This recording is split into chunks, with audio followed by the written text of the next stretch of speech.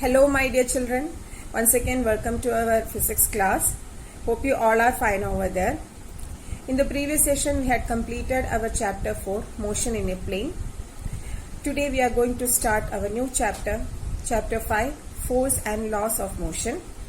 And you had already studied most of the concepts of this chapter in your class 9 physics. That is, what is force, what are the laws of motion put forward by Newton's 3 laws of motion, first law, second law and third law of motion, and the applications related to these laws. All those concepts let's discuss once again. Okay, just let's go through a quick review of what you had studied in your class 10 physics. Along with that, we will discuss some new concepts of this chapter. So let's get started with today's session. Children, let's begin our chapter 5, laws of motion. In this chapter, we are going to learn about the laws that governs the motion of bodies.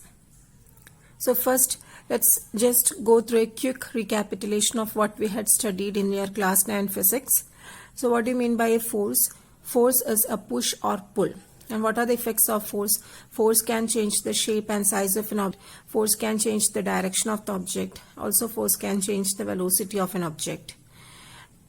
And there are two types of forces, balanced and unbalanced forces. So, only unbalanced force can bring about a change or effect in an object. Balanced forces does not produce any effect on an object. Okay. Then, let's discuss the first law put forward by Newton. So Newton built on Galileo's ideas and laid the foundation of mechanics in terms of these 3 laws. So what is Newton's first law? Newton's first law states that every body continues in its state of rest or of uniform motion along a straight line unless it is compelled by an external unbalanced force to change that state. And Newton's first law brings the idea of inertia. So you are very well aware of this law and the term inertia. Okay, so suppose a book is lying on the table. So if we want to change that book from its state of rest, we need to apply a force. Otherwise, it will remain in that table as long as we apply the force. Unless we apply that force, it won't change from its position. So that is inertia actually. Inertia is the natural natural tendency of an object to resist any change. Objects by nature does not like any change. They tend to remain in its previous state of rest or of uniform motion. For example, if an object is moving with a speed of 20 meters per second, that object likes to continue in that same velocity 20 meters per second. And if we want to change the speed or velocity of that object from 20 meters per second, we need to apply some force. Okay, so this natural inability or the inability of a body to change by itself its state of rest or uniform motion is called inertia. Okay, so Newton's first law brings the idea of inertia. What is first law? Every body continues in its state of rest or of uniform motion along a straight line unless it is compelled by an external unbalanced force to change that state. Okay. So what is inertia? It is the inability of a body to change by itself its state of rest or uniform motion along a straight line. And there is some relationship between inertia and mass. Mass is a measure of inertia actually. Massive objects have more inertia. Okay, so consider a rubber ball and a plastic ball of same size. Which will have more inertia? The object with more mass, that is rubber ball.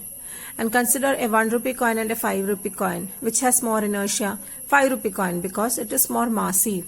A stone and a rock. Rock has more inertia. A train and a car. Here the train has more inertia. Okay, so mass is a measure of inertia. Massive objects have more inertia. Now what are the applications of first law or inertia? A passenger has a tendency to move forward when the bus is suddenly stopped. So many daily life examples can be related to the first law of motion. So whenever a moving bus is suddenly stopped, passenger has a tendency to fall forward. Why? This is because suppose we are in a bus like this. We are standing in a bus and our lower part of the body is in close contact with the bus. But on the other side, the upper part is not in close contact with the floor of the bus. So whatever change happens to the bus is suddenly reflected in the lower part of the body. Okay, so when the bus is suddenly stopped, the lower part of the body also stops suddenly. But the upper part of the body continues to move because of the inertia of motion. It does not like to be at rest. It likes to continue its initial state of motion. So the lower part will stop suddenly, but at the same time the upper part will continue to move. So as a result, the passenger has a tendency to fall forward. Okay, and similarly, when the bus is suddenly started, what happens? The passenger has a tendency to fall backward. What happens? Because when the bus is suddenly started, the lower part of the bus gets started immediately. Okay, so it is set into motion immediately, lower part.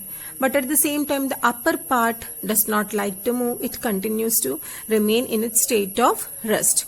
So as a result, what will happen? The lower part will move, but upper part will continue to be at rest. As a result, the passenger has a tendency to fall backward. Okay, and similar situation is experienced when the car takes a sharp and sudden turn.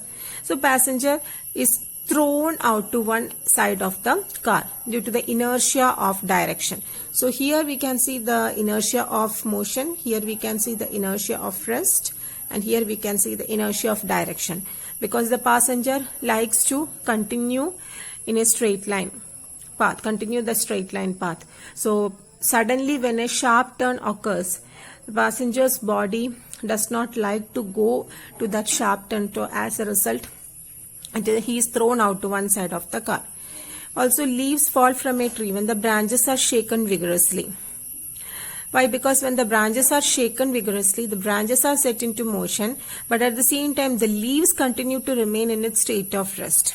So as a result, they are detached from the branches. And also dust comes out of the carpet when it is beaten with a stick. So the carpet suddenly comes to motion, but the dust particles in it continue to be at rest. So as a result, the dust particles come out of that carpet.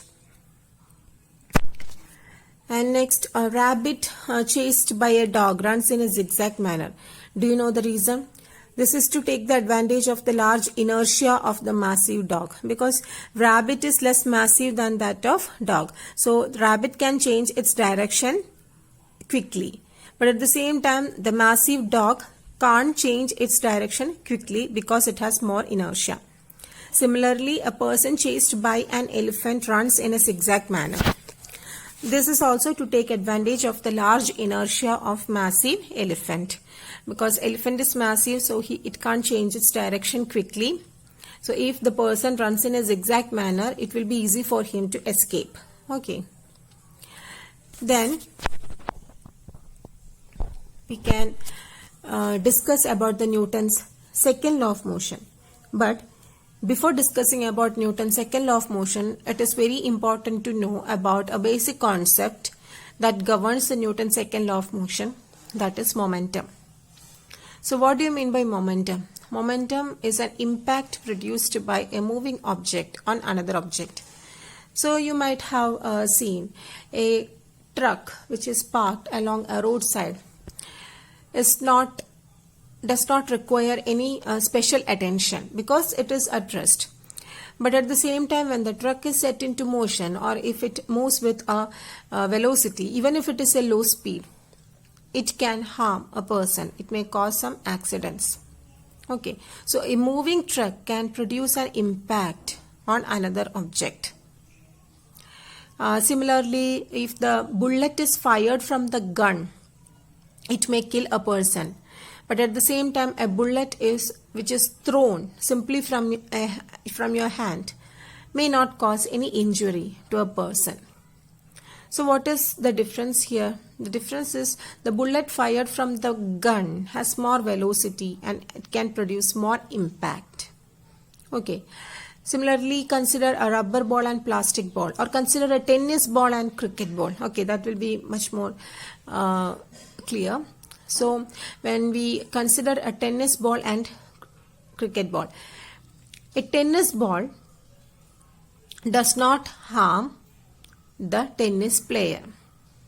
When a tennis player is hit by that tennis ball, he does not get hurt. But at the same time, a cricket ball may or not may, a cricket ball can hurt the cricket player. Isn't it? So what is the cause? The tennis ball is less massive than the cricket ball. So due to the large mass of the cricket ball, it can produce more impact on another object. So this impact produced by the objects definitely depends upon two factors. One is mass of the object and another one is velocity of the object. When mass increases, impact produced will increase. When velocity increases, impact produced will also increase. So this impact is known as momentum. And this momentum is defined as the product of mass and velocity. Because this impact is determined by mass and velocity, so momentum is defined as the product of mass and velocity. Momentum is denoted by the symbol P. P equal to mv. That is the equation. M means mass, V is velocity. So momentum P is the product of mass and velocity. It is a vector quantity. So it has a magnitude and direction. Direction of momentum is same as that of velocity. What is the SI unit of momentum? SI unit of momentum is kilogram meter per second. Okay. So this is about momentum. Now we can discuss Newton's second law of motion. So what is Newton's second law? Newton's second law states that the rate of change of momentum of an object is directly proportional to the applied and balanced force in the direction of force. Okay, the rate of change of momentum of an object is directly proportional to the applied unbalanced force in the direction of force. What do you mean by rate of change of momentum? Rate of change of momentum means change in momentum by time. So change in momentum can be denoted by Pf minus Pi. That means final momentum by minus initial momentum by time. Okay, that is rate of change of momentum. And this Pf minus Pi can be denoted as delta P. Delta P by delta T. Delta means change in momentum.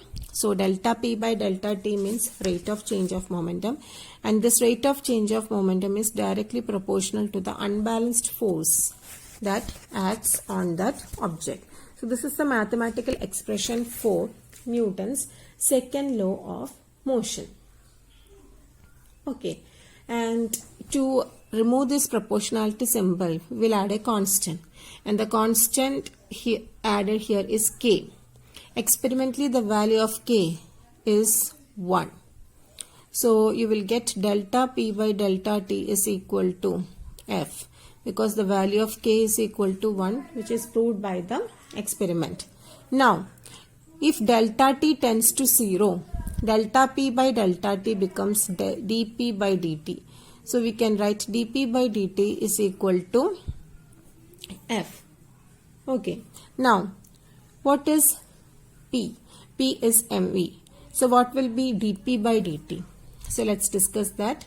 So we got dP by dt is equal to force, and we know P is mv, mass into velocity. So dP by dt is d by dt of mv equal to force.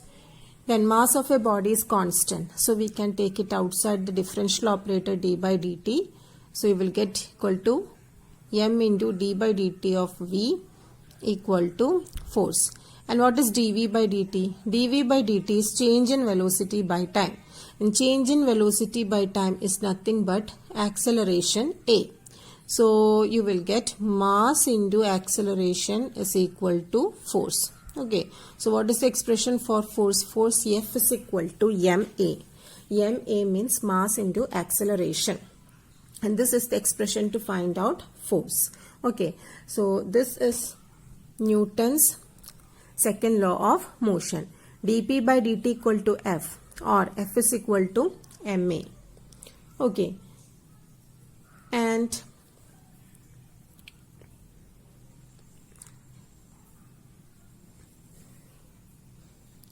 next we can discuss some of the applications of second law. When we kick a ball, we exert a force in a specific direction, which is the direction in which it will travel. In addition, the stronger the ball is kicked, the stronger the force we put on it, and the further away it will travel. Okay, so when the force is increased, it will be more accelerated. Why? Because F is equal to ma. That means force is proportional to mass and acceleration. So when more force is applied to an object, more acceleration is produced. At the same time, acceleration is equal to F by m. That means if mass is less, then acceleration produced will be more. Less massive objects will change its velocity quickly. Okay, so and also more change in velocity can be observed for less massive objects. So it will produce more acceleration. Okay, children. So here, when we kick a ball, we exert a force in that ball, and that force is applied in the direction it will travel. Now, in addition, the stronger the ball is kicked, the stronger will be the force, and the more distance it will travel. Now, it is easier to push an empty cart in a supermarket than to push a loaded one. Why? Because empty cart is less massive than the loaded one. So, more mass requires more force to accelerate. Then among the two people walking, if one is heavier than the other, then the one weighing heavier will walk slower because the acceleration of the person weighing lighter is greater. That we had already discussed. Lighter objects or less massive objects will show more acceleration. Next, in Formula 1 racing car, the engineers try to keep the mass of the cars as low as possible, because low mass will imply more acceleration, and the more the acceleration, the chances to win the race are higher. Again, pushing a car is easier than pushing a truck with the same amount of force, as the mass of the car is lesser than the mass of the truck. In golf game, acceleration of the golf ball is directly proportional to the force with which it is hit by the golf stick. Also, the force applied is inversely proportional to the mass of the ball. So, all these are some of the applications of Newton's second law of motion. Children, some other applications are also there for Newton's second law of motion. You might have noticed a cricketer lowers his hands while catching the ball. See, why does he do like that? Because whenever he lowers his hands, he is giving some time for the ball to come to rest. Okay, the ball does not come to rest suddenly. It takes some time to come to rest. So the rate of change of momentum is less. Okay, rate of change of momentum means delta P by delta T. It is less. And you know, by Newton's second law of motion, delta P by delta T is proportional to force. So if this ratio is less, then the force exerted by the ball on the cricketer's hands also will be less, and he will not experience much pain. Okay, and on the other hand, if he does not lower his hands, if he just hold his hands like that, so the ball will immediately come to rest in his hand. So rate of change of momentum will be more. The force exerted by the ball on the palm of that cricketer also will be more. So this is an application of Newton's second law of motion.